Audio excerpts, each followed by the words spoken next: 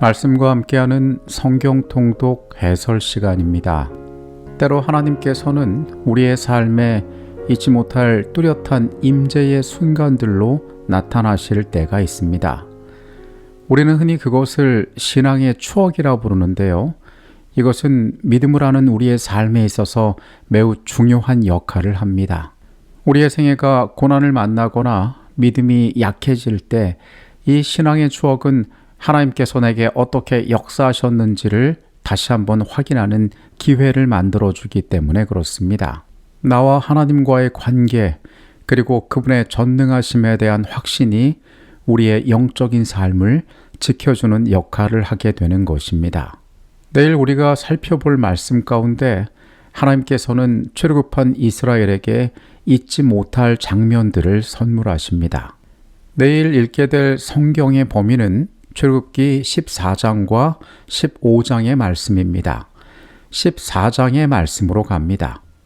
여호와께서 모세에게 말씀하여 이르시되 이스라엘 자손에게 명령하여 돌이켜 바다와 믹돌 사이에 비아히로답 곧 바알스본 맞은편 바닷가에 장막을 치게 하라. 바로가 이스라엘 자손에 대하여 말하기를 그들이 그 땅에서 멀리 떠나 광야에 갇힌 바 되었다 하리라. 내가 바로의 마음을 완악하게 한즉 바로가 그들의 뒤를 따르리니 내가 그와 그의 온 군대로 말미암아 영광을 얻어 애굽 사람들이 나를 여호와인 줄 알게 하리라 하시매 무리가 그대로 행하니라. 유월절의 경험 가운데 이스라엘은 애굽에서 나오게 되고 광야 생활을 시작하게 되었습니다. 그들의 최종 목적지는 가나안 땅이었습니다. 그들은 하나님의 인도하심을 따라가는 자들이었습니다. 그래서 인간적인 판단보다는 하나님의 계획 가운데 움직이게 되었습니다. 하나님께서는 그들을 홍해로 이끄셨습니다. 그리고 이것을 건너는 경험을 통하여 그들에게 잊지 못할 신앙의 추억을 선물하실 것이었습니다. 이스라엘의 움직임을 주시하고 있던 바로는 이스라엘이 길을 잃었다라고 판단하여 병거 600대와 그의 군대를 이끌고 다시 그들을 추격합니다. 바로의 마음을 완악하게 하시겠다는 하나님의 말씀이 그대로 성취되었던 것입니다. 우리가 애굽에서 당신에게 이른 말이 이것이 아니냐? 이르기를 우리를 내버려 두라. 우리가 애굽 사람을 섬길 것이라 하지 아니하더냐? 애굽 사람을 섬기는 것이 광야에서 죽는 것보다 낫겠노라. 모세가 백성에게 이르되 너희는 두려워하지 말고 가만히 서서 여호와께서 오늘날 너희를 위하여 행하시는 구원을 보라. 너희가 오늘 본 애굽 사람을 영원히 다시 보지 아니하리라. 여호와께서 너희를 위하여 싸우시리니 너희는 가만히 있을지니라. 이스라엘 백성은 이 모든 사건의 전말을 알 턱이 없었습니다. 그들의 앞에는 바다가 있었고 애굽의 군대는 맹렬하게 그들을 추격하고 있었습니다. 그들에게 두려운 순간이 찾아온 것입니다. 그때 그들은 불평하기 시작합니다. 차라리 애굽에서 머물렀더라면 좋았을 것을 우리가 광야에서 죽게 된다라고 한탄하였습니다. 모세는 그들을 향하여 두려워하지 말라라고 이야기합니다. 여호와께서 오늘 너희를 위하여 행하시는 구원을 보게 될 것이라고 이야기합니다. 모세가 바다 위로 손을 내밀매 여호와께서 큰 동풍이 밤새도록 바닷물을 물러가게 하시니 물이 갈라져 바다가 마른 땅이 된지라. 이스라엘 자손이 바다 가운데를 육지로 걸어가고 물은 그들의 좌우에 벽이 되니 애굽 사람들과 바로의 말들 병거들과 그 마병들이 다 그를 추격하여 바다 가운데로 들어오는지라. 하나님께서 모세에게 지팡이를 들고 손을 바다 위로 내밀라 하시자 큰 동풍이 밤새도록 불어 바닷물을 갈라 길을 만들었습니다. 이스라엘은 마른 땅처럼 바다를 건넜지만 뒤이어 애굽의 군대도 그들을 추격하게 됩니다. 모세가 큰 손을 바다 위로 내밀매 새벽이 되어 바다의 힘이 회복된지라. 애굽 사람들이 물을 거슬러 도망하나 여호와께서 애굽 사람들을 바다 가운데 엎으시니 물이 다시 흘러 병거들과 기병들을 덮되 그들의 뒤를 따라 바다에 들어간 바로의 군대를 다 덮으니 하나도 남지 아니하였더라. 이스라엘은 초자연적인 방법을 통하여 홍해를 건너고 바로의 군대는 그 바닷속에 수장되게 됩니다. 이스라엘은 하나님의 큰 권능을 직접 목격하게 됩니다. 그리고 여호와 하나님과 그의 종 모세를 신뢰하게 됩니다. 그날의 여호와께서 이같이 이스라엘을 애굽 사람의 손에서 구원하심에 이스라엘이 바닷가에서 애굽 사람들이 죽어 있는 것을 보았더라. 이스라엘이 여호와께서 애굽 사람에게 행하신 그 큰 능력을 보았으므로 백성이 여호와를 경외하며 여호와와 그의 종 모세를 믿었더라. 출애굽의 사건과 홍해의 사건을 통하여 이스라엘은 그들을 인도하시는 하나님께서 어떠한 분이 되시며 어떻게 그들과의 약속을 이뤄가시는지를 바라볼 수 있게 되었습니다. 출애굽기 15장의 말씀으로 갑니다.